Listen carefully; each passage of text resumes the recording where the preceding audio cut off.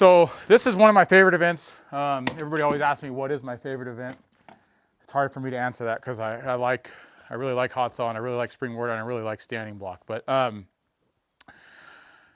been doing this a while, but I'm still doing a fair amount of things incorrectly. I'm doing a lot of things right, but I'm doing a few things wrong. So it's what I'm trying to do with this axe, and I'm not going to do a real swing right now. But I personally have been working on. A lot of times I'll put my hit in like this, and this axe is running downhill like this. Okay, so I'm trying to come in a little bit lower, keep my hands lower, and cut it like this, where I'm cutting more straight across here. Okay, so I've been struggling with that. My first opening hits have been running downhill on me. My top hit comes in, it's good, but my first up hit right here has been running downhill. So I'm trying to drop my hands and come in more square like that, so that I can cut this true and square across this. We call it a scarf. This is just like it'll be on the STIHL Timber Sports stage out there. This is about the same size. It's about 12 inches. So for anybody who knows basic math out there, we've got a 12-inch block. We're gonna try to cut halfway through it, 45 degrees here, 45 degrees here. The math for that's pretty simple. We would need to put our hits in 45 degrees at 12 inches here, and that's gonna cut 45-degree angle to approximately 50% of the way through the log. So this is the front side. This is where I'm gonna start. I'll put my hits in, I'll run around to the back, and then I've done the same thing. I've got 12 inches of wood drawn out here, 45-degree cuts. In the perfect world, that's what we're shooting for. I have stepped the backside up a couple inches. This allows me to, when I'm bringing in and I'm trying to cut the log off and I'm putting my last hits in, I'm above this cut, and my axe will go right in through into the free air wood. Like there'll be no wood here. It'll be cut out. So it's very important to offset it a little bit, and you'll see that when I chop it here in a second. Very important part of the event. Final heat of the standing block chop, your world record holder, Matt Koger versus Nate Hodges. Well, here it is, top two qualifiers, the ultimate standing block of the day. As per the past performances, Matt Koger, 7-time world champion on stand number 1. Nate Hodges, the challenger for California, stand number 2. This will be a good contest right here. Nate Hodges just has so much power. He's so fast. Koger's going to have to find everything he has to keep up with Hodges. He's going to have to find those points. Look at Koger glaring into that log. I can't wait. Athletes ready. Points earners today. Stand to your timber. With 3, one more shot to grab points. 1, go! Right there together. Look at the pace of Nate Hodges. He is swinging that axe like a fly swatter. Matt Koger, though, around ahead of him. Hodges just around so fast. I think Hodges has a lot of wood to break, but that's one of his fortes. Hung from Hodges. Oh my gosh! I think Hodges got him. Hodges has done it. This may be the first standing block win in the finals for Nate Hodges in the low 17s. A little friendly banter up there. Hodges unofficially, finally taking the win in the standing block. And what a better place than Milwaukee and against the world record holder. Both cuts are good.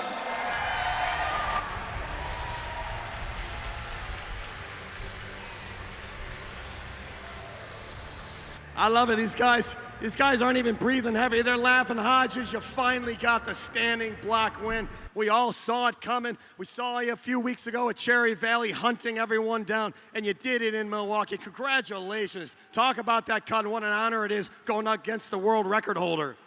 Oh yeah, it's Matt. He's the best. I probably had maybe a little better block there, but we both got tangled up. You know, in my head, I'm like, ooh, I got him. And I'm like, no, I don't. He's got me. It was like, I knew it was back and forth. I shouldn't be listening to his hits, but I do. I hear it. I'm like, oh, crud. Well, you guys are massive athletes. The whole stage is shaking, so you can't help but to have a little bit of awareness of what your competitor's doing. But your speed, you didn't stick the axe. You hit the lines. It all came together. Yeah, absolutely, Dave. And a big shout out to the wood crew. I mean, I'm out there working with those guys. They're doing things right. And there's little things that the wood crew pays attention to, you know, putting the logs in tight, putting the shims in, all that little stuff adds up. So Big shout out to them. Big shout out to the fans. Thanks to everybody. We're going to see you moving on to the next round, buddy. Congratulations. Big round of applause, Nate Hodges, your winner in the standing block chop. 15.82 seconds there for Nate Hodges, 16.05 seconds for Matt Koger. Remember this moment. When we are passing out trophies at the end of the day, remember this moment, because this may be the momentum that Nate Hodges needed. He was out of cuttable wood in the front side of the log. Matt Koger actually had a better front face, a little more open air that he could drive into. But again, we talked about this in the underhand. There's that hang up from Hodges, and they both reel back. Just absolute speed from Hodges as he just swings that axe like a fly swatter, like it's just nothing. I gave her everything I had, and I got hung up in the back a little bit. And I knew Matt must have got hung up too, because otherwise he would have beat me. I should have had him pretty easily, and then I shouldn't say easily. Like, I knew it should have came off, and it didn't come off because I stuffed up some hits. I'm thinking, oh, Matt must be doing the same thing because I know how good he is. And I just got him by a hair. So it feels good. You know, and once again, this is just like the old timers cutting a tree down. You've seen the pie cuts in a tree. This is the same thing. We've just made it a competition. That in square. I missed my line a little bit. We'll try that again. That's pretty good. Cut it flat.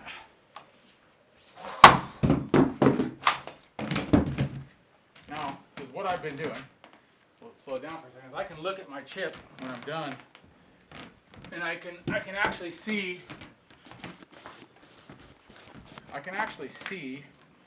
how I'm cutting this. And I can see if this angle is symmetrical to this, and that's pretty good. It's not perfect, but it's pretty good. So I'm happy with that, because a lot of times this one will be running away from me. So I'm real happy with how that looks. We'll continue on here. But that's something I'm going to do right now in training. I'm not just going to try to go as fast as I can. I am going to spend a little time and diagnose the problems I'm having. So now I'm going to try to really reach out here. I want to cut this way out here and cut all this firewood. Put another hit in here, and I'll go 1, 2, 3, 4.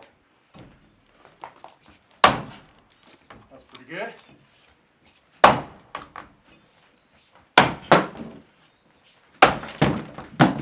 Okay. Now I'm ready to set drivers. And this one, I've got a pretty good amount of wood there. I've got a big wall of wood here. I'm going to go 1, 2, and 3.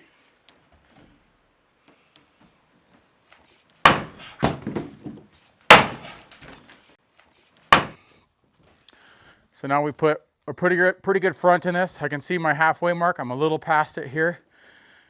I would hope that I could cut it off in about 8 or 9 hits in the back. Anything less than 8 would be a bonus. We're going to do the same thing as the front. Try to put that first hit in. Once again, I'm going to be thinking about it because I've got a bad habit of doing this, so I got to get it in like this.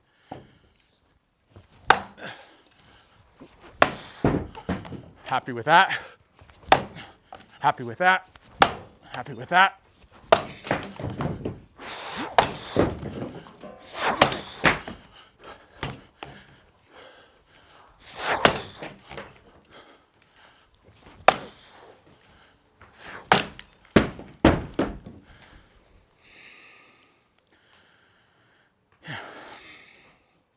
It's decent.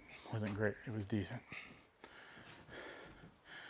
So now we can talk about, that's a good looking block. So now I'm gonna critique my cut once I'm done. You know, the knowledgeable guys out there, they can know that this is a pretty good cut. It's not a perfect cut.